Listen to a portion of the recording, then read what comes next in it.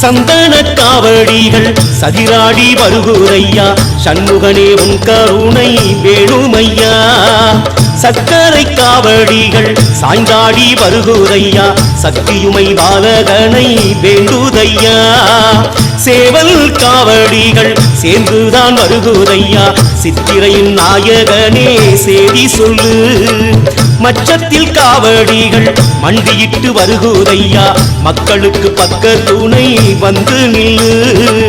அழகான தோகை அசைந்தாடும் காவடிகள், அலையாக வந்து மலை மேலும் காவடிகள், வளமான வாழ்வை வரவேற்கும் காவடிகள், வணங்காத தலையும் வளைகின்ற காவடிகள்.